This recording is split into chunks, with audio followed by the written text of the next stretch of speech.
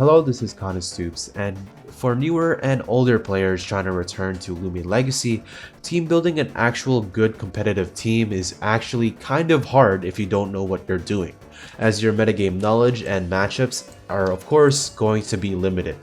However, today I will be providing you 5 cores that are very good in today's metagame.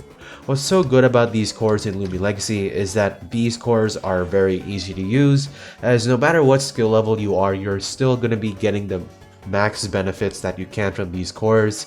And 2, they're all very easy achievable Loomians to get. And 3, these cores are going to teach you the basics of the game, such as double switching, resistances, type matchups, and much more, such as synergies and teams, and of course seeing the synergy in other Loomian teams, as these cores are most likely going to be a summary of most synergies that will be happening in most of your matches. So with that out of the way, let's get right into the video. So the first core that I will be mentioning is very friendly to beginners and pro players. This is just a very simple core that has existed throughout Loomian Legacy and keeps updating throughout every single patch. Anyways, this core that I will be talking about utilizes its offensive and defensive attributes to support each other, and that is the Fire, Water, Plant core. These type of cores are very strong, whether you would want to make it a defensive or an offensive one, simply because these guys just really do well in supporting each other and just based off of their typings alone. First off, Eruptodon is weak to water, and both Tateb and Jalusa can cover that. Jalusa is weak to plant, which both of these Loomians can take over, and as for Tateb, it is weak to fire, and both Jalusa and Eruptodon can take care of those fire types.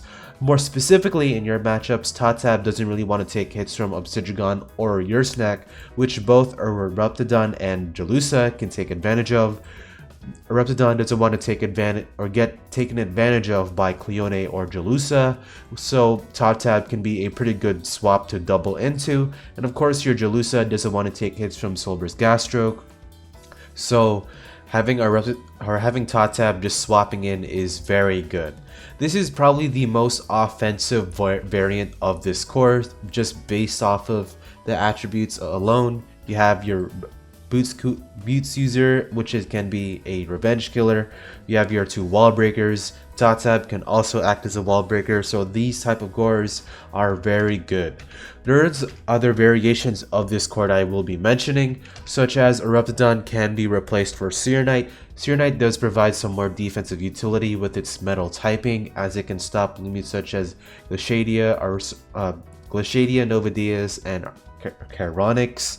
If you do not want to use Jalusa and would rather use something more offensive, Soulburst Dakuda or regular Dakuda also works very well. It actually does have some advantages over Jalusa, such as beating Soulburst Gasstroke even better with Slapdown. And if you do not want to use Tateb and you want to use something more bulkier that is also a plant type and can be an offensive Loomian in the late game, I would suggest Nevermare, simply because of its speed tier, and it can take hits from Soulburst Gasstroke, Jalusa, and Cleone all much better.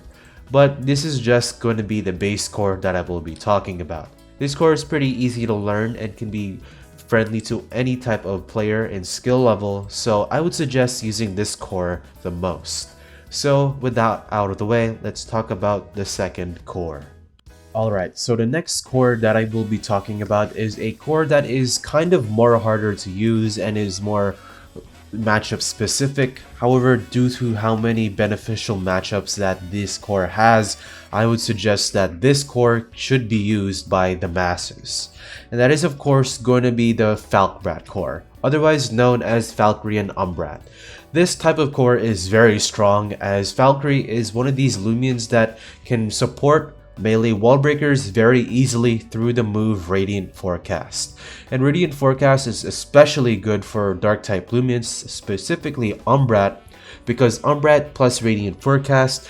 Do note that Radiant Forecast is a light type range attacking move that is 110 base power, and combined with Valkyrie's monstrous range attack stat, it is going to be doing massive amounts of damage to anything that wants to swap in. You can't exactly swap in your melee wall if Umbrat is on the field, because Umbrat can just fade away out and then the Radiant Forecast will hit the wall, and of course Obsidian, Tundulin, Your Snack, all those Loomians will be able to get 2-hit KO'd by Radiant Forecast and fade away. However, what's so strong about Umbrat as well is that Umbrat can also trap in Valkyrie's answers such as Cleone and Soulburst Gastro, which Valkyrie doesn't want to get taken advantage of by those two.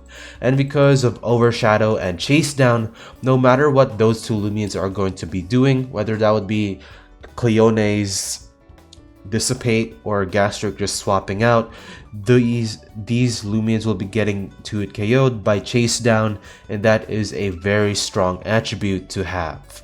Even if your Umbrat won't be 2-hit KOing them instantly, they really can't do anything else to you other than hit you, because Umbrat is just going to be winning that matchup. However, if you do not want to use something niche like Umbrat, even though Umbrat is still very good, you can use Valkyrie and Vesperatu.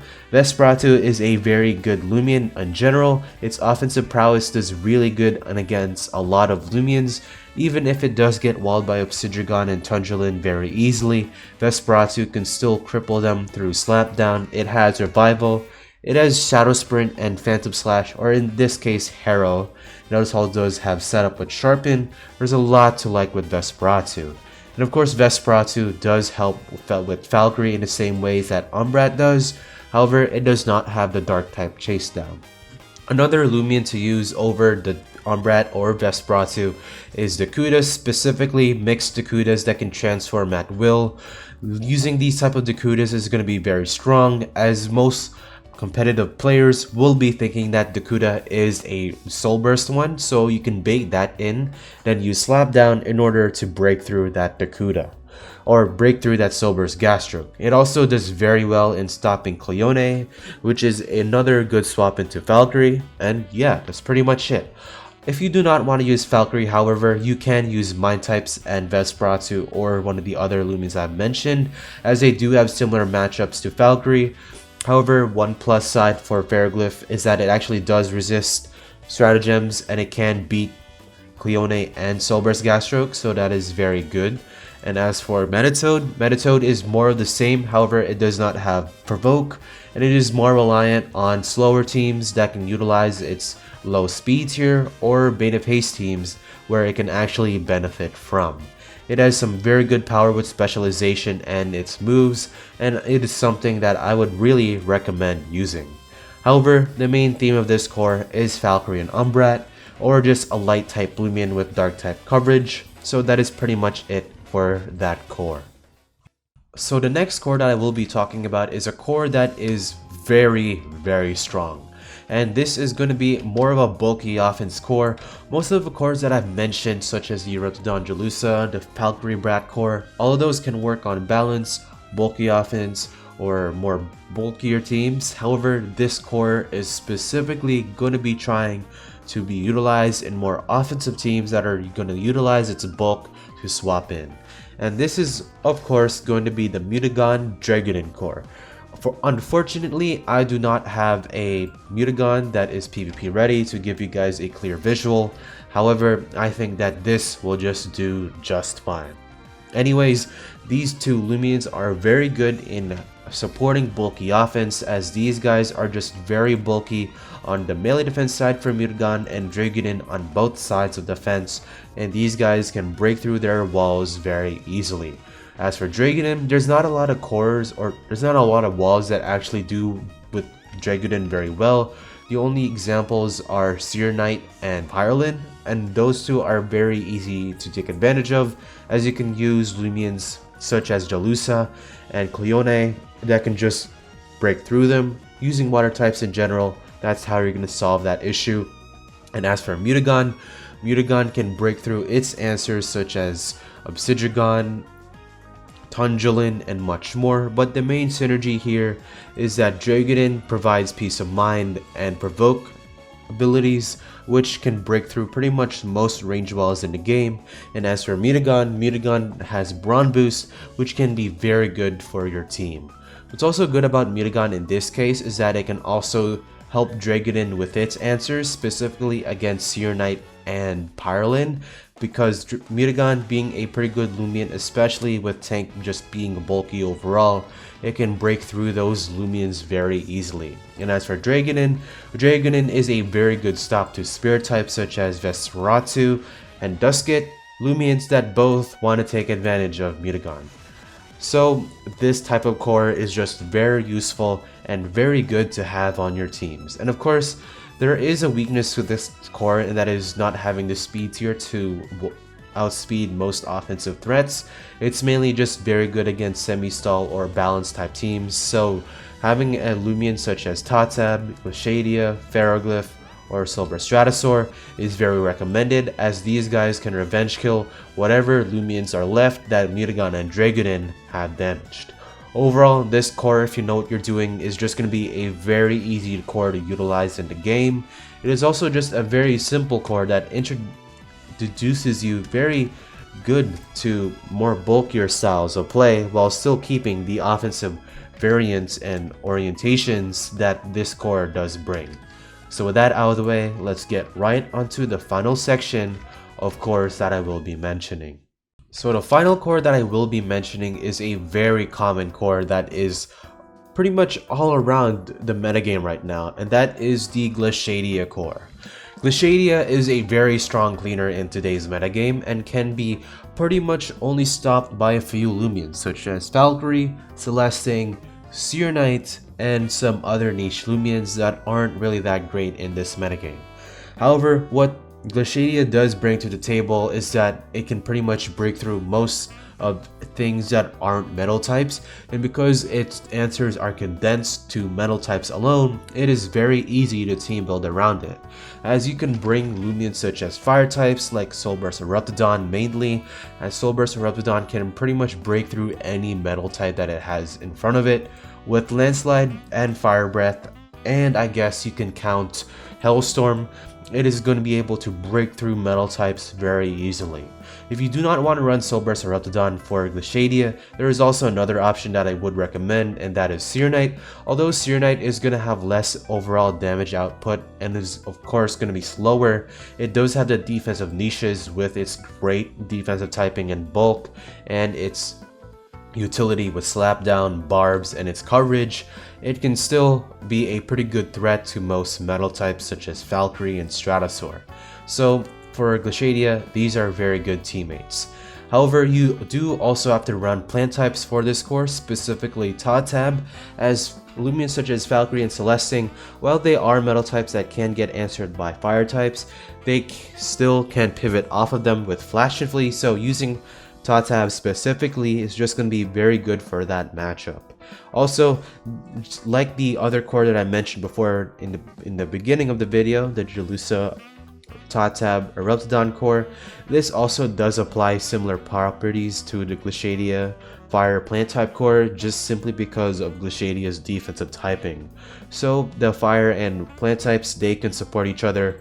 Nevermare is again a very good Loomian to just use for a Reptidon because they can just bounce off each other's weaknesses very well. Same for Glaciadia. Nevermare can act as a stall breaker with Provoke, or just a very good Loomian that can just be another cleaner option for your team. And after that, we do have some other options if you do not want to utilize this core. Halvantic is a very good Loomian that can just do well against metal types because it is an electric type and it can hit most metal types super effectively with Gnarly Gash and Thunder Crash, just being overall very good options for your team. So that's the final core that I've suggested. So with that out of the way, let's get to the conclusion and my thoughts on each of these cores. So that's pretty much it for today's video. I've certainly missed some offensive cores, such as Odiaga being in offensive cores, and some other Loomians like Joltooth, although Halvantic and Joltooth, they can easily blur the lines and be in each other's spots on different teams, so I guess it really doesn't count, but that's pretty much it that I've all mentioned about offensive cores. I did forget one thing to mention, in that almost all of these cores do benefit from Baffle, and if you do see my Baffle analysis videos and just the overall metagame, specifically the competitive metagame, you can know that Baffle is just very strong and polarizing in this metagame. So if you do have a Yursnack or a Dokomori that you'd like to utilize with these offensive cores, then go on right ahead. So that's pretty much it for today's video. Hopefully you guys find something more informational about this video. I struggled pretty hard in trying to find 4 competitive cores that I use and a lot of people use. It's just very hard to, because this metagame is pretty diverse in what you can really try to use as your offensive core. And I think that's pretty much the good thing about Loomian Legacy, that cores that you can make on your own, they're all pretty much matchup dependent, so it really doesn't have to follow a rigid rule set that I've laid out for you guys. And once you know metagame matchups and what Loomians are being walled by and all those matchups and stuff, then you guys are going to be able to make your own cores in the future. So hopefully you guys learned something in this video. It doesn't have to be just the cores in general, but it can just be matchup knowledge and just knowing how to build good cores. And yeah, that's pretty much it. So this is Cotton Stoops signing off to remind you that Zulong is still a dumpster fire.